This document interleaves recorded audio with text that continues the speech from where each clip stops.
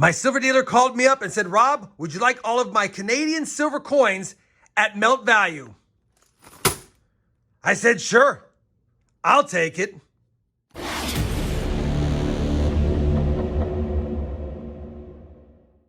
Hey everyone, it's RobFindsTreasure and welcome back to the channel.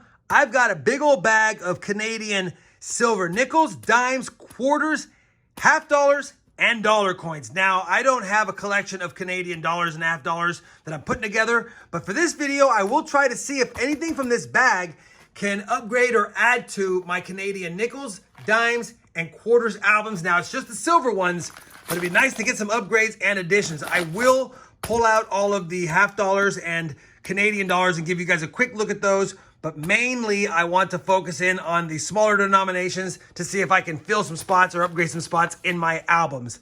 That being said, I got all of this silver at melt value.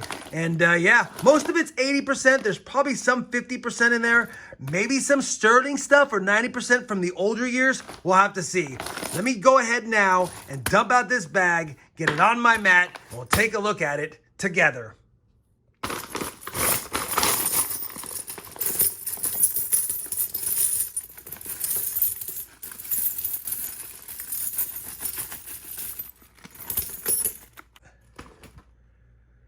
Man, that is a nice lot of Canadian silver coins. Don't get to see it in bulk very often, but my dealer has been saving up a lot of foreign stuff for me, and I just told him, you know what? If you ever get some foreign stuff, instead of going and getting it melted or taking it down to the refinery or even bulking it out to another bullion dealer online, call me up first and I will take it. And sure enough, I was fortunate enough to get it.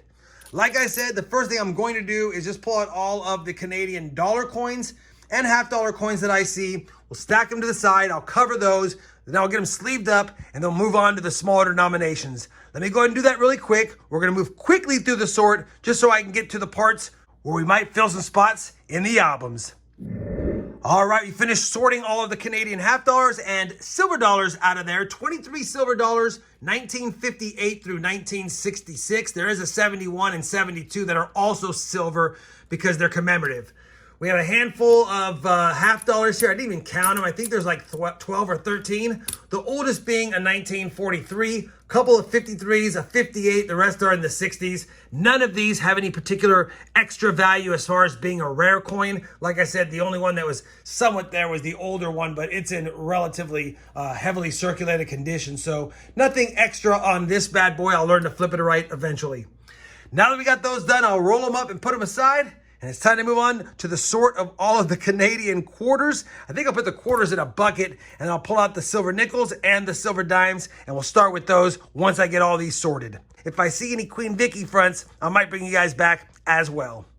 Well, I'm back. And just a quick tip for you all when you buy silver lots, especially foreign silver lots, one of the things you want to do is grab a magnet. Now, I've already done this and put the coin back that I found, but I run it over the top, and I do feel the effects of the silver, because silver does have an effect on a magnet, but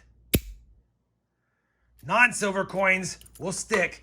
And it just so happens that this one is another coin from 1968, and that year in particular is a transition year for Canadian silver. Some coins were 50% silver, and some were not silver, and this one, most definitely not. So it's a bummer getting something not silver in a silver lot, but not something I'm going to complain about. I mean, it's a small dime out of the big lot. It can happen to all of us. Hopefully that was the only one. Had I had a handful of quarters, then I might have talked to my silver dealer about getting some credit, but that's not big enough. We're not going to worry about it. I only bring you in as an educational piece. Always check your lots with the magnet. Even before you walk out, you might even pull the magnet out on top of it. All right, I'm rambling. Let's get to the sort. All right, we've got them sorted. That's all the Canadian silver quarters in there, and that is a ton.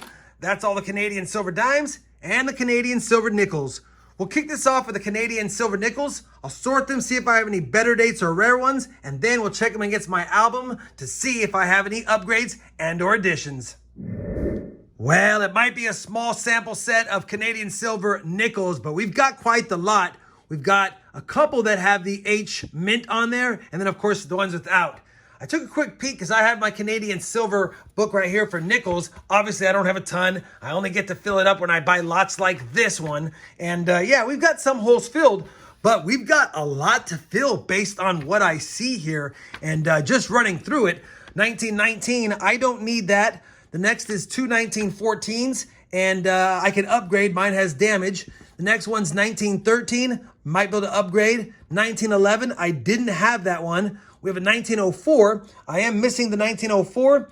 We have two 1902s, one with the H, one without, and I'll have to figure out whether it's small or large H's on those, but I definitely can fill up one of those spots. Maybe upgrade the 1902. Then we have an 1899. I already have it, unfortunately. An 1891. I need it. And an 1883 H. Both of them are the H. One's got the hole, and I need that. So definitely going to plug some holes up in the album. That makes me happy. Let me knock that out really quick. I'll give you a fast look at this book, and then we'll move on to the Canadian Silver Dimes next. Well, I'm working my way through these, and somehow these slid to the side.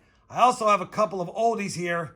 An 1880, I believe there's an H on there, and an 1872 as well, and didn't have those in the book. So I'll be adding those. Just want to give you guys an update on that. I'll be back once I finish updating the album. The Canadian Silver Nickels are done. Just a quick look at my album. Starting to get a little bit better. I'm sure it'll be several years before I get anywhere near filling up some of the other dates, but still fun adding some, and we have some side ones. That concludes the Silver Nickels. Time to move on to the Canadian Silver Dimes. Let me get that sorted, and I'll be back with a look at the sort in just a moment. Well, just a moment for you. Probably a few hours, or at least an hour for me. 1 hour later.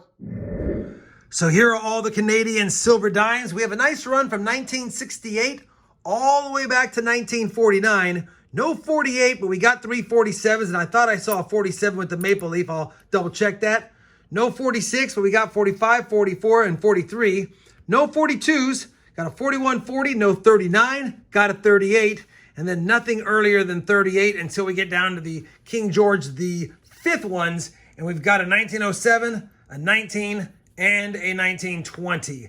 And then we also had one KG the 6th that I have no idea what date it is because it looks like it's been worn away. My guess is probably 1940, but yeah, I don't know for sure, so we'll set it to the side.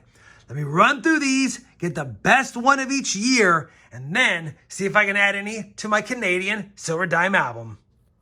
All right, we have finished with the Canadian Silver Dimes. These are the older albums right here. Only one I can add, the 1907. Figured I'd do it with you guys. 2.6 million of those minted. So we'll add that there. And yeah, that completes that album. We have lots of holes. We have almost completed the Canadian Silver Dimes from 1937 all the way to 1968.